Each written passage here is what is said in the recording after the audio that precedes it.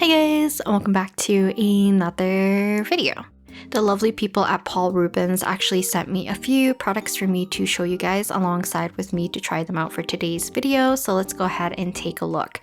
So right away, you can see that I have 3 boxes of a mystery art supply. Title of the video and saw the thumbnail, you will probably know that these are actually watercolor paints.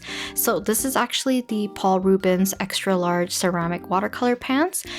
He sent me 3 different colors, which happens to be the primary colors. But more specifically, kind of from right to left, this one is the Chinese red. Now, I don't believe I've worked with this particular paint color before in the past.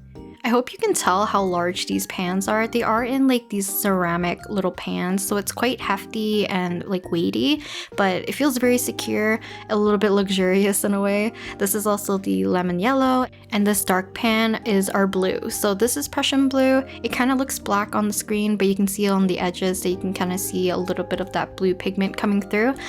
So before we jump into doing some color swatches, I wanted to show you guys a little bit of like the comparison in size. So this is a different watercolor set by the Mei Liang kind of brand, and this has kind of been my go-to at the moment from like previous videos you probably have saw, but the pans are like significantly larger in size, so it'd be great if you want to do some like larger washes or if you need like an abundance of paint. I cleaned out an old palette so that we can actually test out and mix some of the colors. So on kind of like a back of a watercolor postcard piece of paper, I guess I have here, I wanted to swatch out all 3 of the colors first. Starting off with our lemon yellow, and then underneath that we have our Chinese red, and then last but not least we have our Prussian blue. So they do have a few other colors available as well. I'll make sure to link everything in the description if you want to check out these particular watercolor pans, but I needed to make sure I knew how these pigments were going to behave with one another, so I went ahead and did some kind of like mixing and doing a little bit of swatches of different colors that I can produce from our free pans. So because these are basically our primary colors, we can actually mix up a lot of the colors that I will need for a future watercolor drawing for today. If you're kind of new to like mixing for like paints and stuff, the type of like red or yellow or blue, let's say for like our basic color wheel or mixing, is going to actually be very important. I don't know if you can tell how dull the purple I mixed up between these 2 very vibrant colors. So our red is very vibrant, our Prussian blue is also very vibrant, but once they're mixed together, they're actually quite muddy for our purple, which is a little bit disappointing, and I'll get into that a little bit later, but it's nothing to do with the actual paint's fault. It's actually because of the type of color that they are, I guess, if that makes sense. I believe if I had a more kind of like cooler red leaning almost towards like an alizarin crimson or a permanent rose color, then we would have got more of that typical bright purple color that you're probably more used to seeing. But because this one's a little bit more almost like an orangey red in a sense, orange and obviously blue will neutralize and get almost like a brown muddier color, so it probably has a little bit more of that orange-esque kind of color in terms of like it's being a little bit more warm with our Prussian blue, so our purple isn't exactly quite bright. I'm not a color theory expert, but I did a lot of mixing of paints in the past, and you know, some reds work a lot better with some blues and etc. But moving along, I opened up my Rubens watercolor journal block that I've been using for I think a few years at this point because I don't paint as often as I would like to, and you can see some of my previous paintings. But right here, I do have a sketch that I've done on my iPad. I'll put the time-lapse version right here if you're interested in the sketch. But this is Sampo Koski. I think it's Sampo Koski is his full name, but basically just Sampo from Honkai Star Rail that we are going to be painting for today. So a little bit about the process. I mentioned earlier I did my sketch in Procreate on my iPad, then I transferred it to Clip Studio Paint to format it to be the correct size for my watercolor paper pad. After that, I went ahead, printed it off. I cut off the bottom edge so that we can kind of like create a hinge that's going to be flushed with my paper pad. Then using the Prismacolor Colerase in the color Carmine, I scribbled on the back so that we can make a makeshift carbon paper so that we can transfer my sketch to our paper pad. Now, the reason why I'm doing this is actually because Originally, or like usually, I would actually use a light pad of some sort to transfer my sketch from one paper to another, but because this paper pad is gummed on all sides, I am unable to stick a light pad underneath. So to transfer, we're going to do it the old-fashioned way, making a makeshift kind of like carbon paper. So by pressing hard with some kind of like dull or blunt object like a ballpoint pen, we can press on top of our sketch, which this time I did remember to lighten to a different color so that I can use black and actually see my outlines a little bit easier, like of the places where I've already pressed into the paper to transfer everything. But the pressure from me pushing down the ballpoint pen is allowing me to basically press the pigments down from the back side to my watercolor paper. So it's very hard to see right now, but it's actually quite clear. It's just a little bit fuzzy and a little too light for my liking, but that's no problem because I usually end up doing a clean sketch on top, which is what I'm currently doing. So with a normal mechanical pencil, that's like maybe your favorite of whatever darkness, hardness, whatever you want, I'm using, I think it's just HB, and I'm doing a clean sketch over top of it because I know once I start painting, I'm going to lose my lines. So graphite doesn't really budge after I apply like my light washes, so I know where everything is. But if I paint directly on top of my transferred red lines, I will definitely lose my place.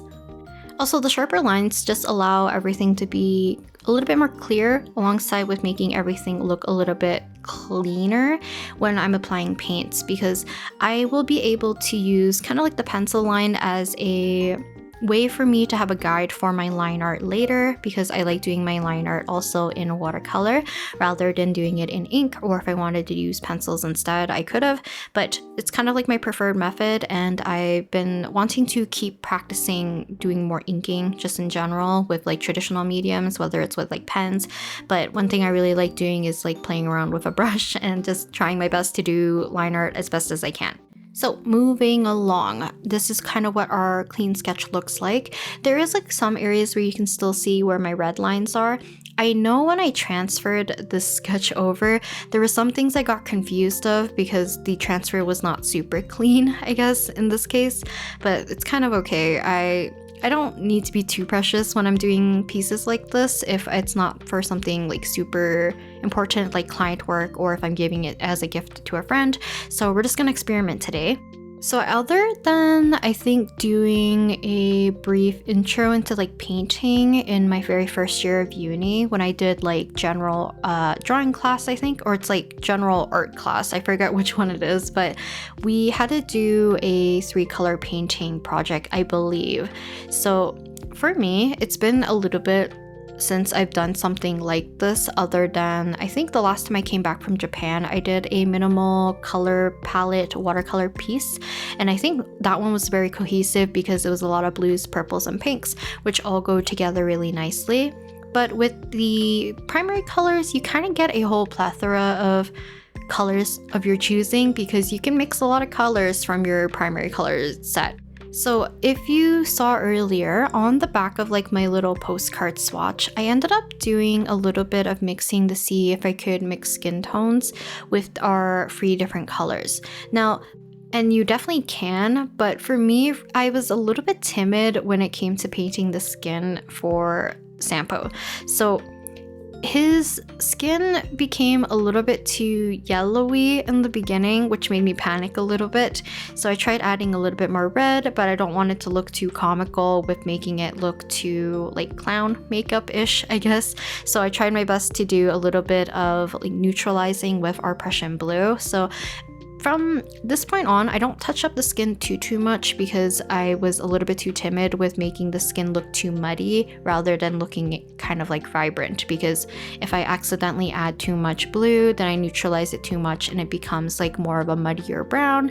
And usually when I paint like skin for like any skin tone, I do like giving it more of a touch of like red or pink hue into it when I start to push the values more. Usually the base of it is going to be slightly more of like a yellowier base regardless of the skin tone. So I like leaning it towards more of like yellow or kind of like that color range, I guess. And then as we gradually get darker and darker for our skin tone, I like to warm up the face by adding more red or some kind of warmth to the face. So enough about the skin. Let's talk about our color palette. So I don't remember if I talked about this at the very beginning, but I did end up drawing Sampo prior to receiving the paints and doing like my color swatches and the color mixing. So I picked Sampo for the main reason is that I liked his color palette and I thought it would fit well with the color selection that I was going to be receiving today. So I mentioned earlier that I did not exactly have experience using Chinese red. I should have had an inkling that Chinese red was going to lean a little bit more towards like that orange vibrancy, I guess. So me wanting to have a bit of that kind of like pink or a vibrant purple was not going to be possible with my color selection here, which I feel like in the end for Sampo's painting, it actually didn't turn out too bad. But the one thing I do like when using a cohesive color palette like this, and this is kind of like an advantage of having a smaller color palette versus having every color either pre-mixed or every color at your disposal if you're not used to doing a lot of like color mixing. So a lot of the colors that I'm going to be using today, obviously like from what I'm going to mix from the 3 colors, are actually going to look a little bit more cohesive compared to if I had, let's say, 6 colors. So let's say I had 2 different yellows, 2 different reds, and 2 different blues, because I guess like if they're derived from the same colors, like their main colors, then everything's going to be kind of like relative to each other in a sense. But if you introduce too many different colors to mix, one, you're going to expand your palette a lot and you have a bunch of different colors at your disposal, which is great. But if you're looking for like a more cohesive look towards all your colors, it's probably best to like rein in the amount of like pigments you want to use for your painting. Like I mentioned, I'm not like a color theory expert, but you know, sometimes less is more. And in this case, even though I was not able to mix more of a vibrant purple or lean towards more of a pink rather than orange, I actually really liked how I was able to kind of manipulate the colors a little bit more. It definitely tested my ability to try to wrap my head around color mixing a little bit more. So for like skin, I was trying my best to neutralize it to some degree, and then for mixing our blacks, I'm mixing all 3 of the colors together, making sure that blue is still, like, I guess blue and red are still very prominent because they are my darker colors. So let's talk about the paints a little bit more since they are kind of like the main focus of today's video.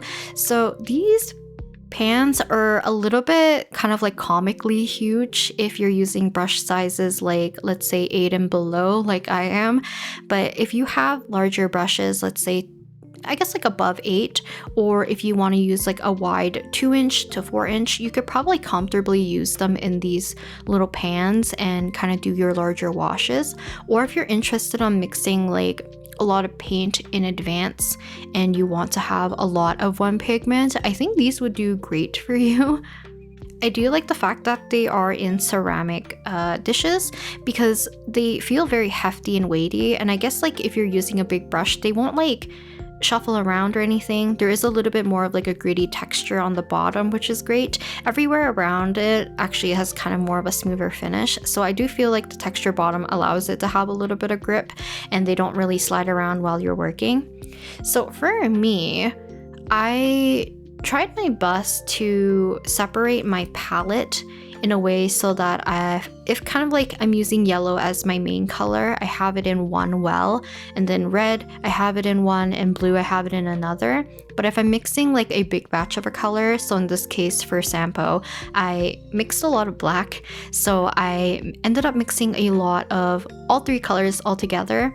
I don't think I usually make more of like a black color from using straight up like these 3 colors, like the primary colors. Oftentimes when I used to work with like acrylics and oil painting back in my uni days, I would actually mix I think it's burnt umber, and then you would use phthalo blue green.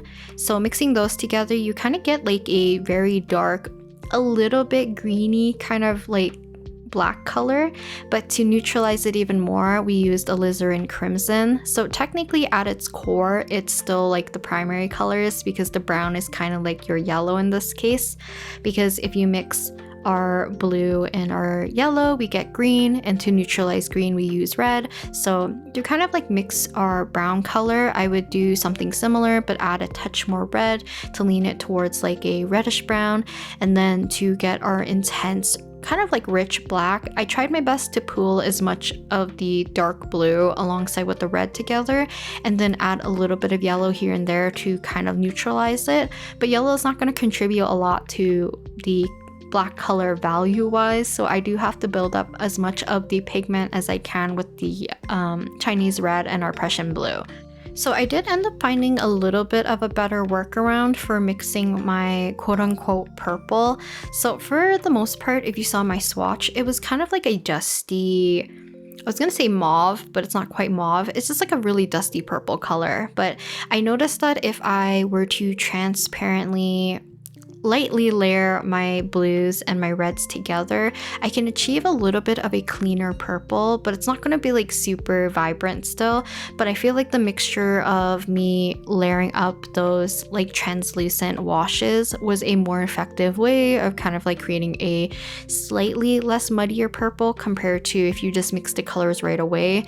It gave me a little bit more control as well, because I was able to basically, in this case, I'll be glazing my blues over top the reds, or like if I already laid down a blue, I would glaze over a transparent layer of my blue on top of the red. So it was just easier for me to gauge it, whether or not it was going to look correct.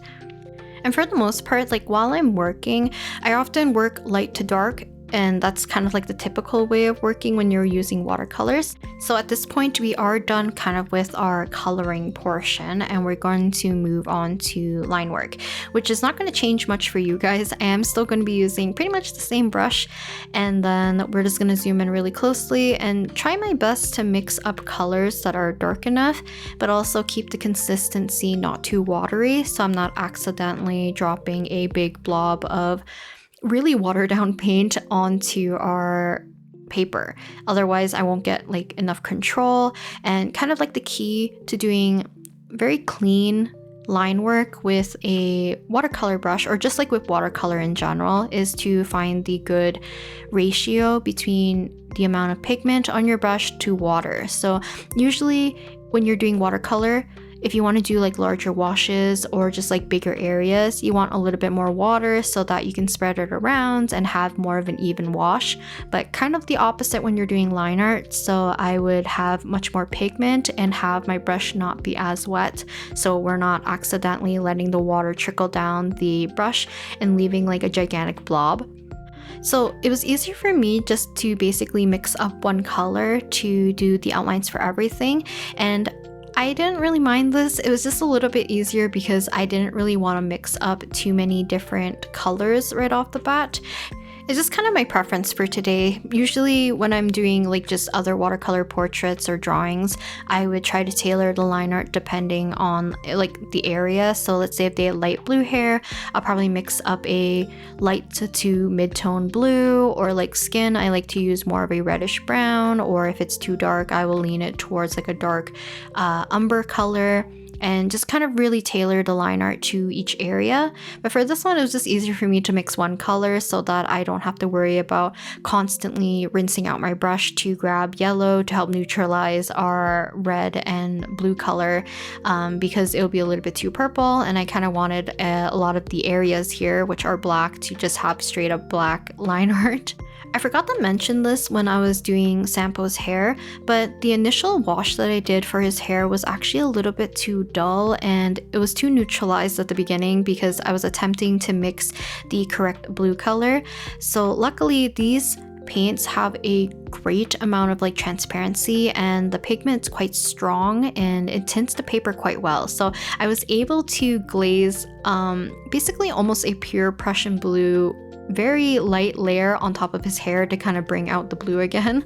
But I think that's it for our painting process though, and here's kind of like my swatch card alongside with Sampo, so you can kind of see the color vibrancy versus like what I ended up mixing for Sampo's colors.